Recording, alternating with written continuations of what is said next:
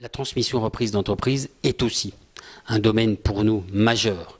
Pourquoi ? Eh bien parce que de nombreuses entreprises, 1 sur 4, seront susceptibles d'être transmises dans les années qui viennent. Et là est un potentiel finalement de savoir-faire, d'emploi, de clientèle. Donc il faut à tout prix garder cette pérennité, ce sang économique qui est encore le nôtre. L'objet de ma présence aujourd'hui, c'est de donner une information donc aux futurs vendeurs de leur entreprise, de façon à ce qu'ils puissent aborder leur transmission de la façon la plus sereine possible. Voilà, je m'aperçois que dans ma pratique quotidienne, en fait, ils sont très peu informés. Et donc, voilà, ça permet d'anticiper. On a des chefs d'entreprise qui sont informés parce qu'ils ont beaucoup de conseils déjà autour d'eux, donc ils savent relativement bien comment les choses vont se passer. D'autres, en fait, qui n'ont rencontré personne, donc ils ne savent pas du tout, ils sont très surpris.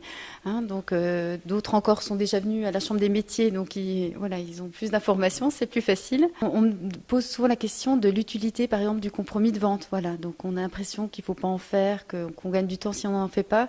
Donc, voilà, j'insiste là-dessus, il faut absolument préparer son compromis. C'est l'acte certainement le plus important dans la transmission.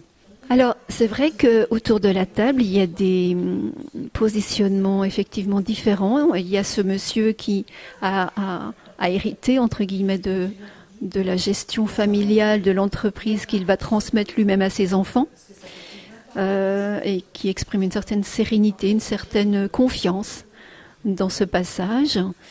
Il y a quelqu'un d'autre qui veut passer la main, mais pas complètement, pour pouvoir avoir du temps davantage. On sait qu'à travers l'activité professionnelle, beaucoup de nos besoins sont satisfaits.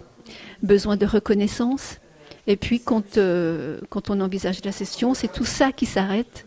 Et ce qu'il faut trouver, c'est des solutions nouvelles à ces besoins qui étaient jusque-là satisfaits dans l'activité professionnelle, et c'est tout l'enjeu de la retraite.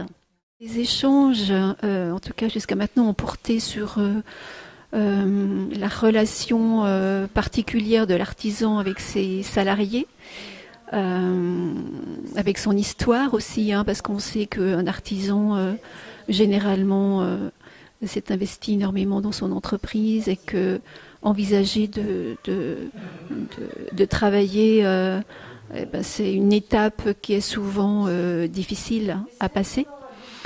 C'est aussi la difficulté, ce qui est abordé cet après-midi, c'est aussi la difficulté du positionnement commercial et la gestion de l'affectif aussi dans cette relation commerciale.